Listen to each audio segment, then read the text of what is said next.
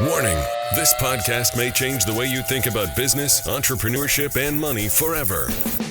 The Conquistador Podcast was created for dreamers, entrepreneurs, and leaders who want to conquer their future. To be an epic entrepreneur, you must adopt the right mental paradigms as well as master the art of selling, marketing, and finance. Now, it's time to welcome two serial entrepreneurs, leaders, husbands, and fathers who are passionate about sharing the strategies that are helping them excel in life and in business. Here are Mauricio Garcia and Hubert Humphrey. Hello, entrepreneurs. My name is Mauricio Garcia, and I want to thank you for joining us in this podcast. As you know, we always talk about those things that can help every driven, determined dreamer out there excel. And to do that, we are always joined by the legendary Hubert Humphrey.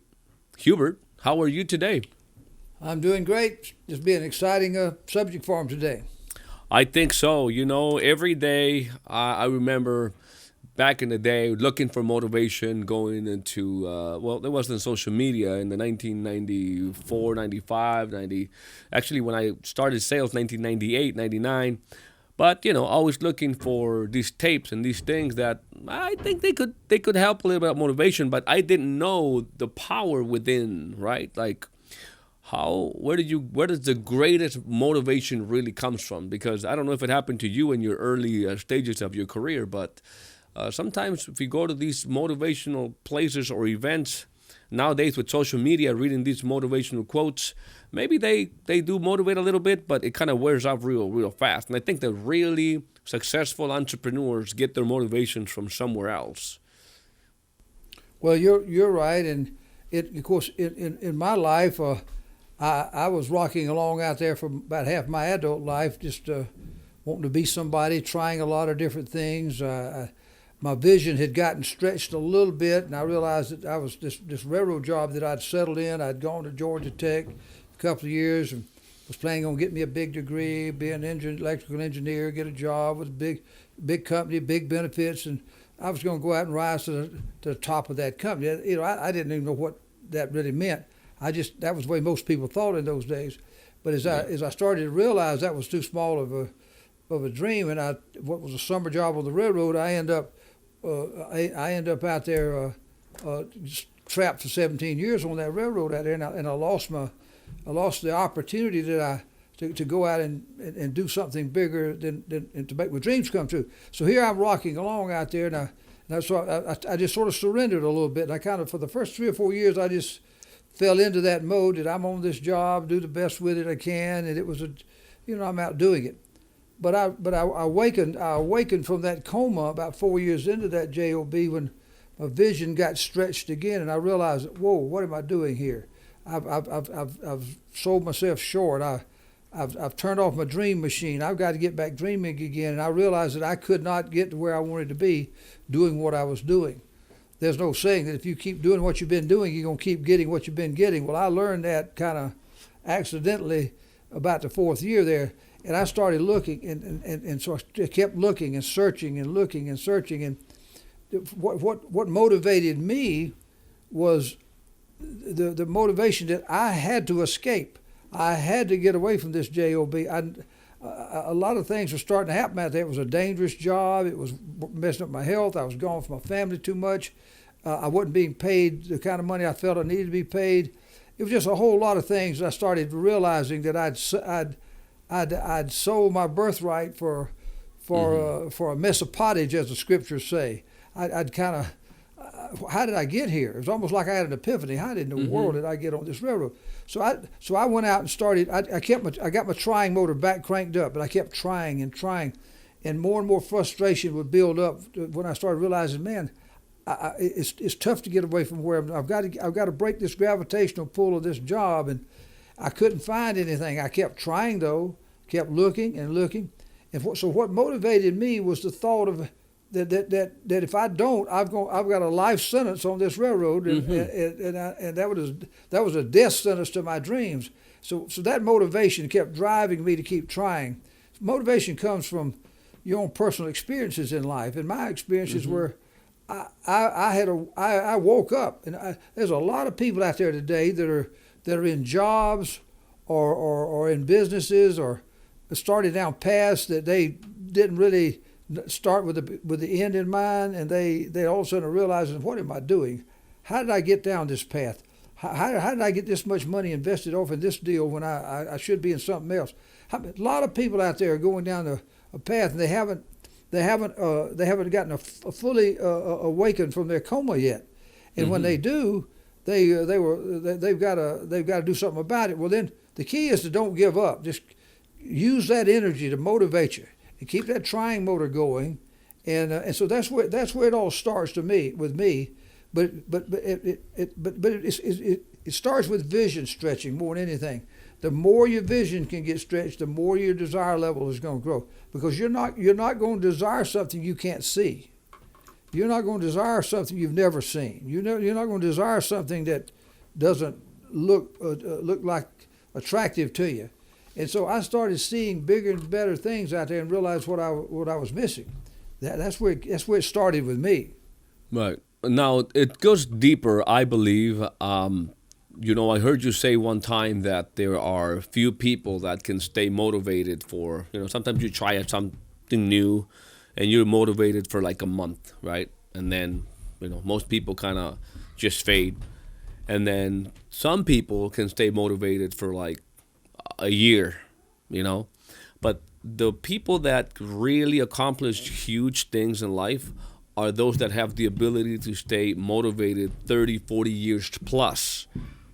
And so I wonder, where do you get that fusion? Like you just mentioned, vision stretch. And the vision has to be so big that you're out there really trying to do something that is not about what you can do in life, but what you can leave as a legacy behind, to be able to get that kind of motivation that can last 3-4 decades. In your case, more. It's like a lifetime. Right. Well, it is, but it all starts though at the beginning, and then it's a series of vision stretching events. I don't care. I've been doing this. When I started, I never had the same vision that I see today when I started. Mm-hmm. But I had a vision, and it was enough to get me where in 3.5 months I left the railroad. It gave me enough power, enough motivation, power to finally escape from the railroad. Then I saw a vision of, man, I can get out there and make myself a 6-figure income, because they've been talking about that. And lo and behold, I did in my first year. Then all of a sudden I see the opportunity that they're going to take this opportunity just out of Georgia, and we could expand this across the country. Well, I wanted to raise my hand, put me in coach. I wanted to be one of those. And because I knew more about a system than most of them did. I had a system, and I wanted to have a chance to use it. So all of a sudden I had a new vision.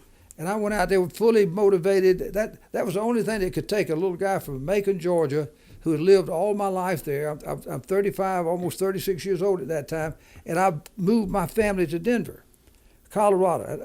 I never been to Denver but in my life but once. That was a month earlier to lease a house.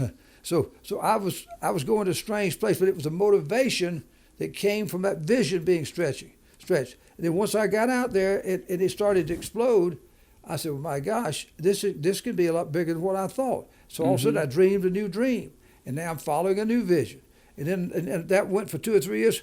I'm now making $1 million a year.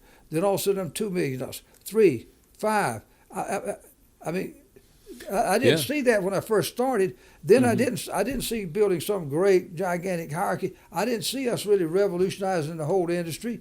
I didn't see me helping that become a literally today a $6 billion market cap company.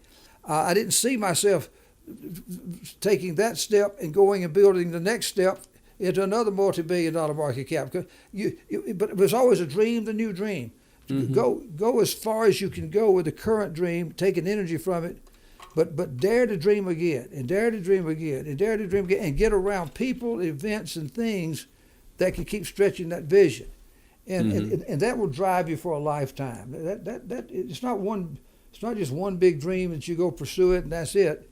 Shoot, man, all the great people that we, the modern great achievers today, they're already dreaming and thinking about other things that they can go do and be bigger in this, and you know. Yeah, it's like you open the Pandora's box. It's just the ideas, just keep coming. The explosions in the mind just keep going. Keep your dream machine alive. Exactly. Keep your success habits in check. Don't get lazy. Don't turn your trying motor off. Keep trying and trying, and don't be afraid. Don't be afraid ever to fail. I see a lot of people get out and make a good bit of success and money, and they don't want to go put their neck on the line again, because it would be embarrassing because people think I had a little bit of success doing this other, and if I go out and do this and I don't. See, that's one thing I've always done. I've had a tremendous amount of success building great companies.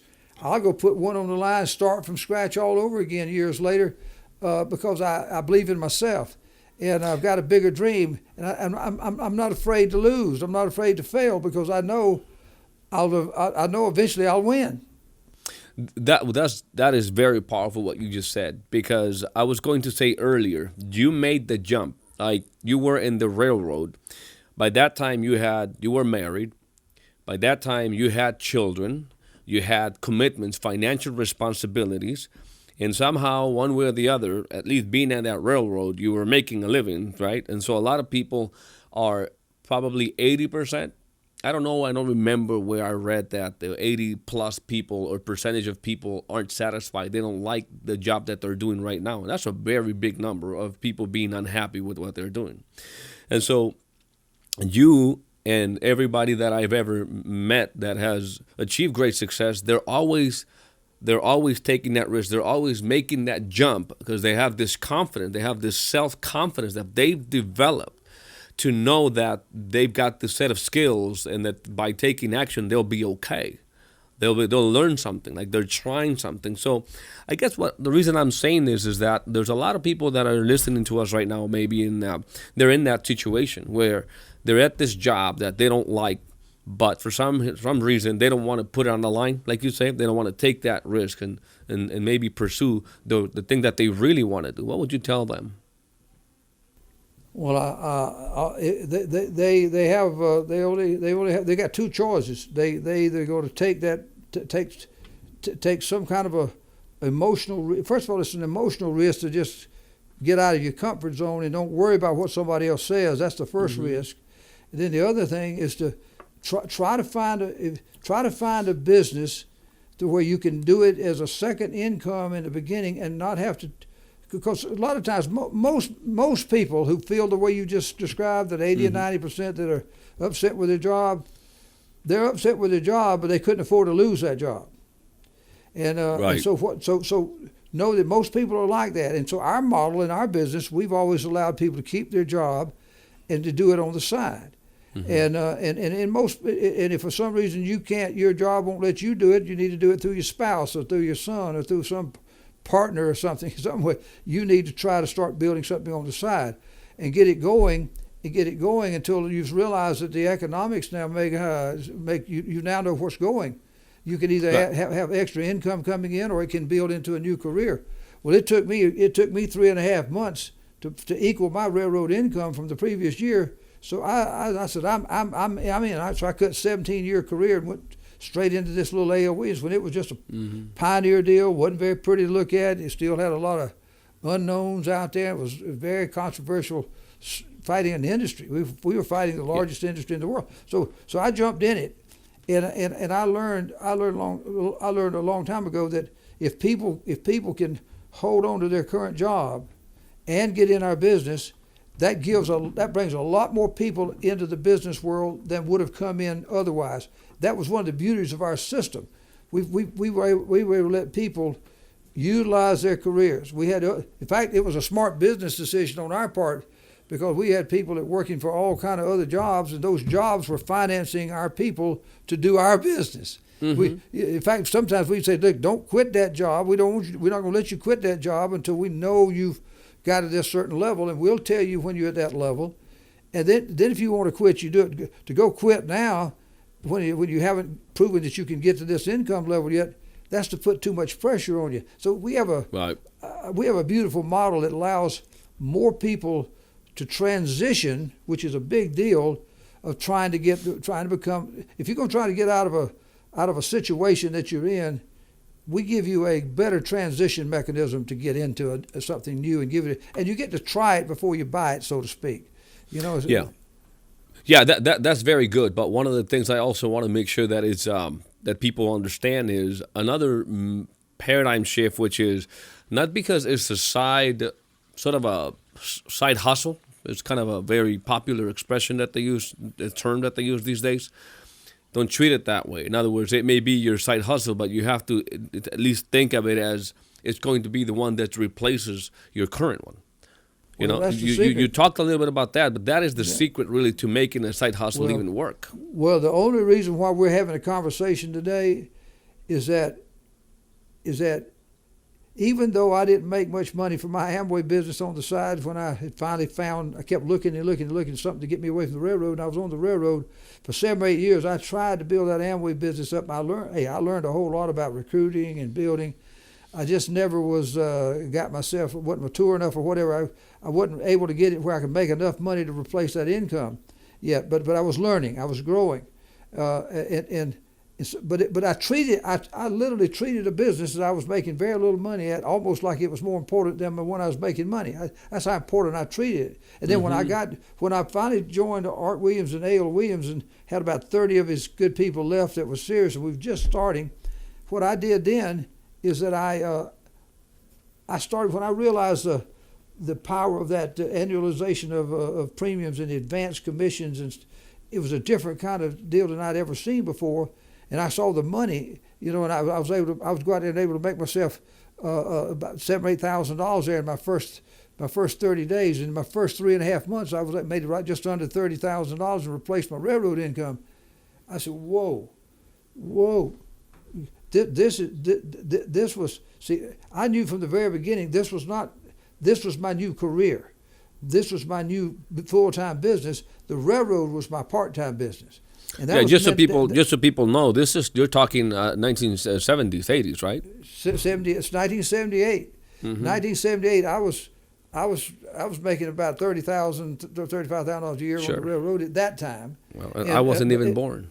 Yeah, that's right. You weren't born, but the key is that I treated that as my full-time business. Yeah. The railroad was my second deal.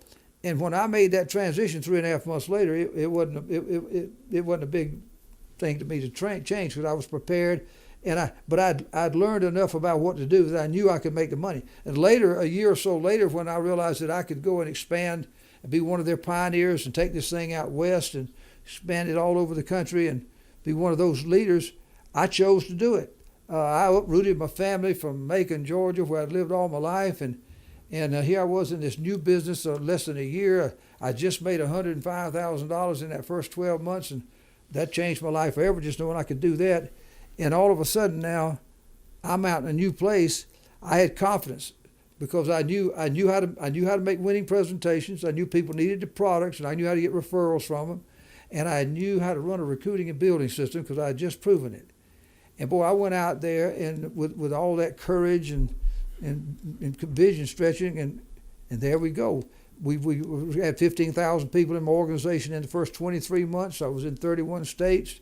That was before there was any technology, before there was any internet or any smartphones, anything. It was driven, determined dreamers who recruited driven, determined dreamers who recruited driven, determined dreamers. We were viral. We had a good system that was duplicatable. It was replicatable. And it was very easy. If we had not had a system, if that was what really gave me the confidence when I got in. I knew I was a keeper of some secrets about a system, and nobody else in the whole A.L. Williams company had any idea of what that meant. Mm-hmm. And I knew that I was the right person with the right system in the right company at the right time, and I took advantage of it, guys. So when a window's open, you got to go through it. Well, it was an explosion, right? Applying some of the principles of an industry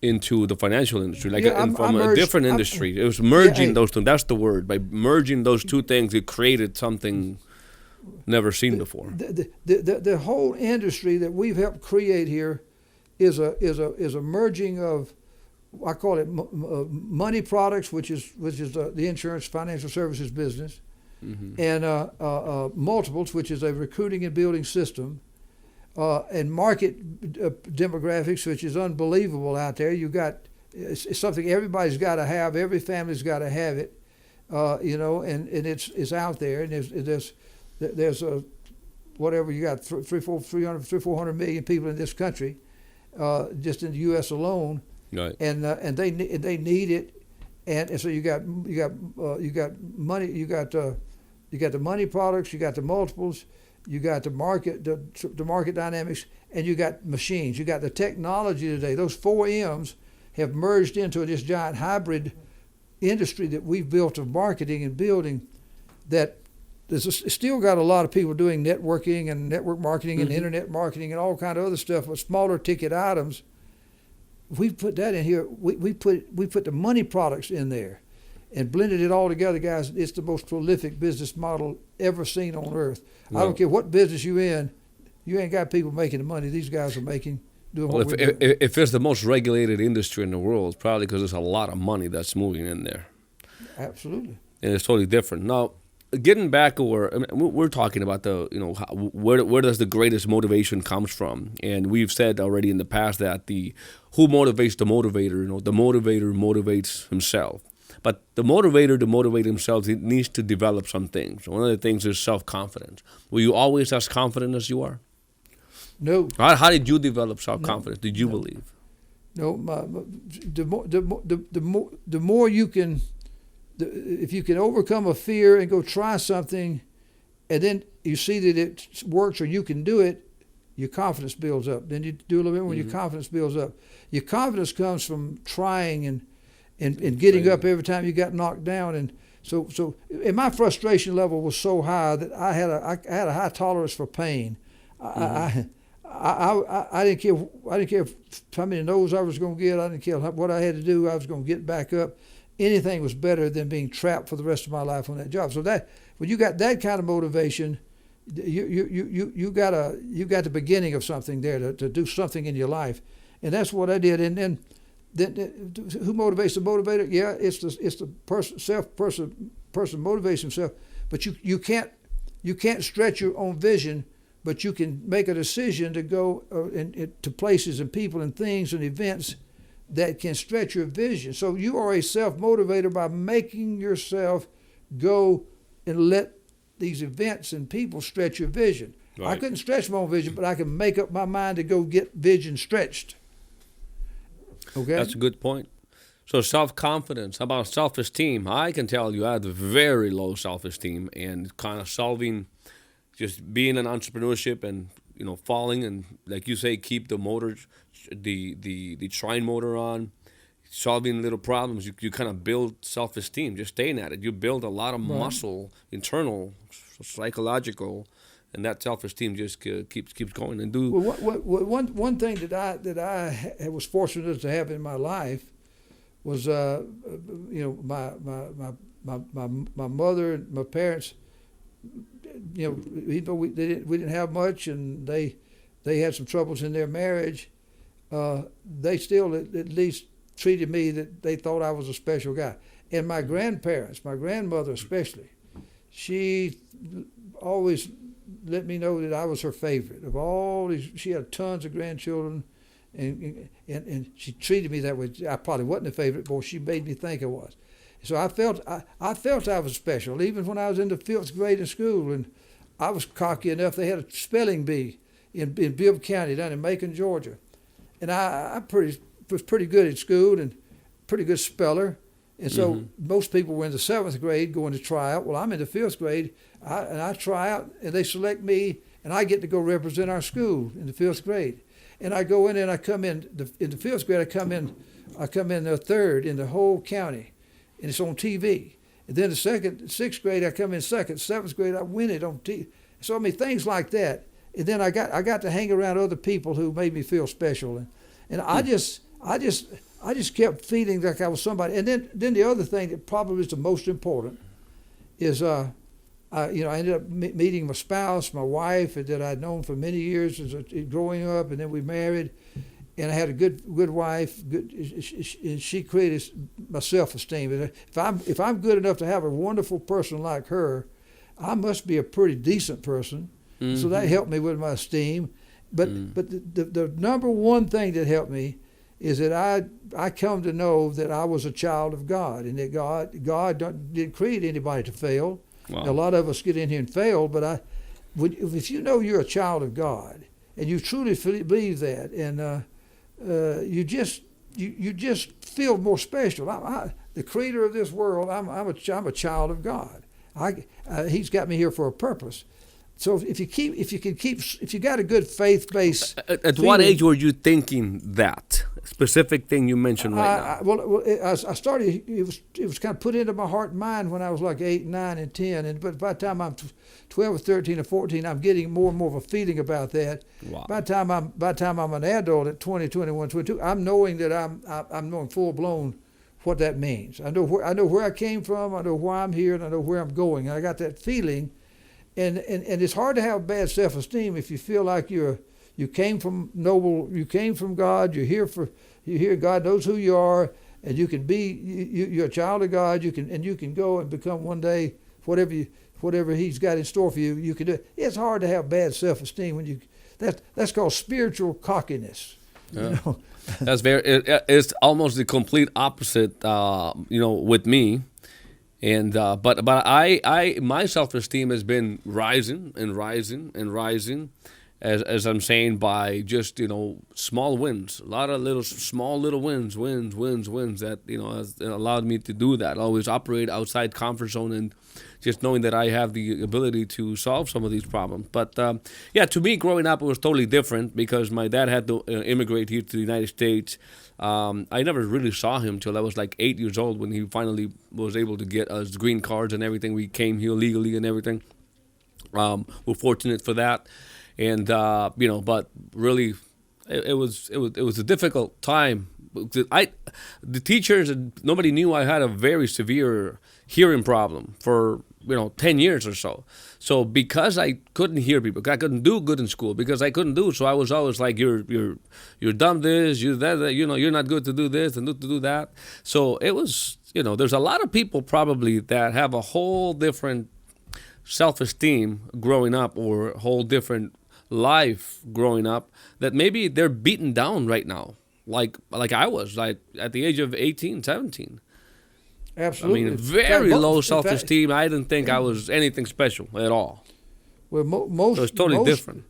In fact, if you look at most of the people that are successful, include myself, I was told by a lot of outside forces, even though I had some inner thoughts and inner stuff built into me, I had a whole lot of stuff beating the heck out of me in my life too. And nobody in my family had ever gone to college. Nobody had ever made any money. Nobody had ever done anything. Mm-hmm. And most of the people I hung around with and all, they weren't headed to any big success. And so I know what you mean. I've been doing all that.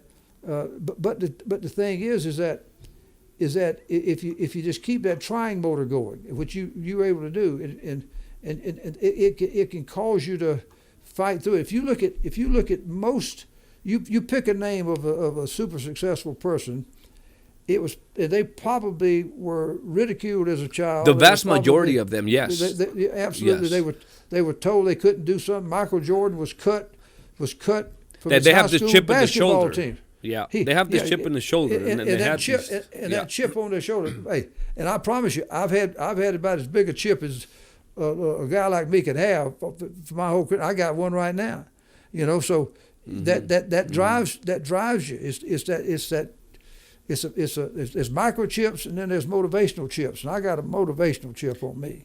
You know? And that's probably a little bit deeper, as I in many conventions and places where I get the opportunity to listen to people that take the stage and they say, hey, why do you do what you do? And a lot of times they give a lot of the reasons of what they do, but I've had the opportunity to sometimes take the stage and I say, well, this is the reason that I do what I do, which a lot of it is true, but there's the deepest reasons that sometimes we don't necessarily recognize, but most people don't really, say what it is. As long as you know what it is, that's good. But that's really the driver. As long as it motivates you to do it, whether it is you need to prove yourself to your parents, whether it is you need to prove yourself to whatever. I'm not saying that that's going to be the one motivator that's going to last 30 years for you to achieve these great things, which really comes later as your vision get expanded. But at least if it serves as a way to get started, it's okay. It's good. You can have the greatest engine in the world, but there's a little spark that ignites that whole great engine to run. And you always got to have what happens if you got a Lamborghini and you go out there and you either turn the key or push the button these days. You turn the key or push the button and it doesn't crank up. That's a wonderful car, but it didn't have that little spark to ignite it. that you got to constantly in your life have these little ignition points, these little small sparks that'll ignite the next phase of your future, the next phase. That's what it is. And there's not a person out there that's watching or listening today that couldn't take that advice. One is just don't give up. If you've already given up, get up. Just get over it. I'm sorry, but no more pity party. You can't have pity parties in life. I found out about having pity parties, man. The bad thing about a pity party is that one is that nobody's going to show up. That's going to make you that much more depressed. And then the things that you were still worried about and had pity about, it's still out there to be done. Nobody did them for you. So you got to go do it one way or the other. Get over it and just go wake up and go do it and know that, hey, whether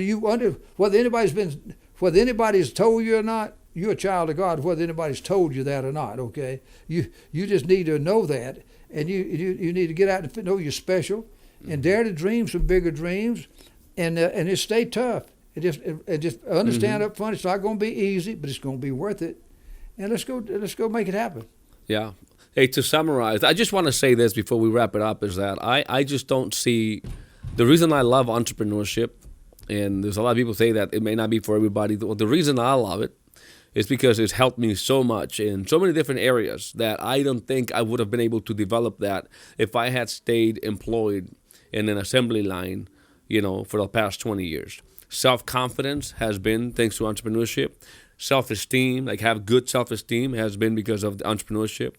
The vision expansion and the know-how, which also motivates. Once you have new information, and you can, that new information is powerful to get you to that next level you want to go to.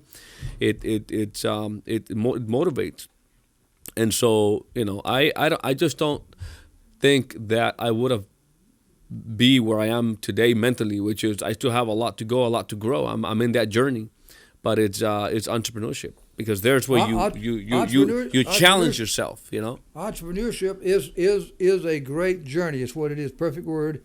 It's a great journey, and different people got different things that motivate them.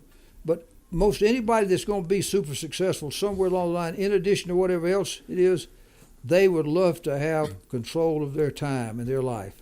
They'd love to be able to make some decisions.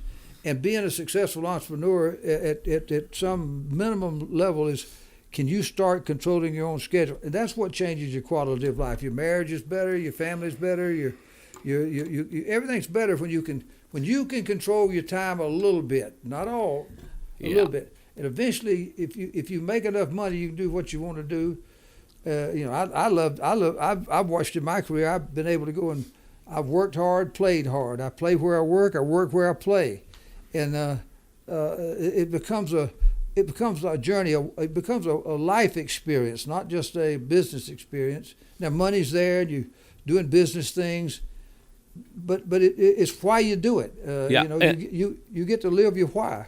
Yeah, and talk about where the motivation comes from. Before this podcast today was, earlier in the morning, very, very, very early. We had the opportunity to go watch my first child, first soccer game, and my wife and I were able to be there with the kids, and just every day, just having that ability to manage your time.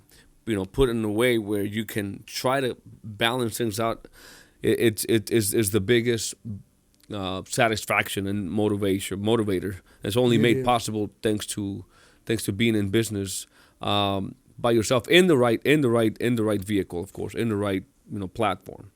So in summary, guys, the greatest motivation comes from self-confidence, having good self-esteem, having the right information, having a system of accountability. I don't think we have enough time to talk about that, but a system of accountability and a plan that works. Unless you want to elaborate on that, Hubert, to wrap it up, because having a system of accountability, I think, is also key when, staying motivated and doing something. In our world, our system, our success system, we call it our leadership format system, it does both things. It has the discipline and accountability built into it, which will lead to great success, but it also is a proven, tested plan that works.